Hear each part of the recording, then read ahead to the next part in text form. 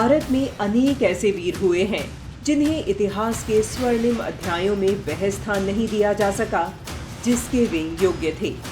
मां भारती के वीर सपूतों में ऐसे ही एक वीर थे असम के महान सेनानायक लाचित बरफुकन।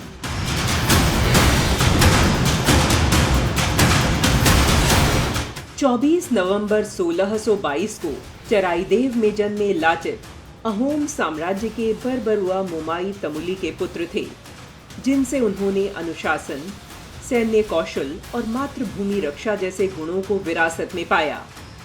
यह वही काल था जब भारत के दो छोरों पर मुगल आक्रमणकारियों के विरुद्ध संघर्ष की चिंगारी सुलग रही थी।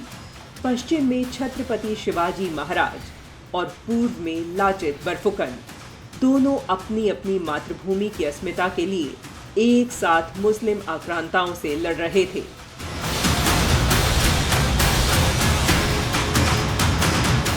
लगभग 70 वर्षों तक चले अहोम मुगल संघर्ष में लाचित की रणनीति, धैर्य और अदम्य साहस ने 1667 में इतिहास का सबसे उज्जवल क्षण रचा, जब उन्होंने अहोम सेना की कमान संभालकर गुवाहाटी को मुस्लिम आक्रांताओं से मुक्त करने का अभियान शुरू किया।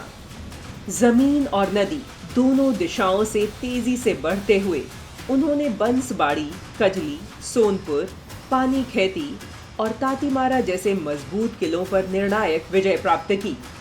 गुवाहाटी का इटाखुली किला, जो मुगलों का सबसे सुदृढ़ गढ़ माना जाता था, लाचित की कुशल घेराबंदी, चोर बाचा जैसे विशेष दोस्तों और असमिया नौसेना की अपराजय शक्ति के आगे मुगल टिक नहीं पाए। उनकी रणनीति ने मुगल तोपों को निष्क्रिय कर दिया और भीषण युद्ध के बाद सैकड़ों मुगल पराजित हुए।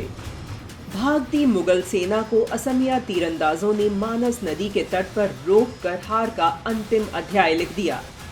इस विजय ने न केवल मुगल साम्राज्य की पूर्वोत्तर में बढ़त को समाप्त किया, बल्कि असम की खोई हुई भूमि को भी पुनः प्राप्त किया।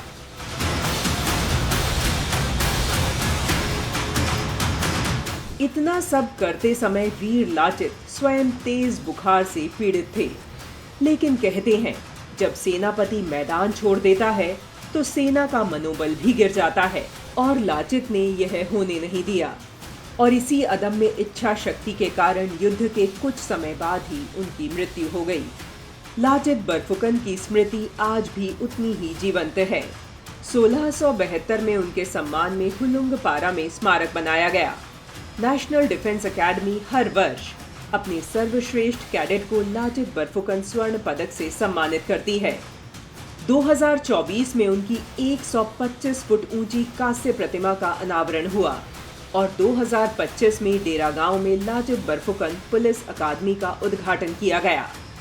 आज उनकी जीवन गाथा देश भर में 23 भाषाओं में पढ़ाई जाती है। लाचित बरफुकन सिर्फ एक योद्धा नहीं थे, वे दूरदर्शी रणनीतिकार, प्रेरक नेता और राष्ट्र समर्पण के अनूठे प्रतीक थे।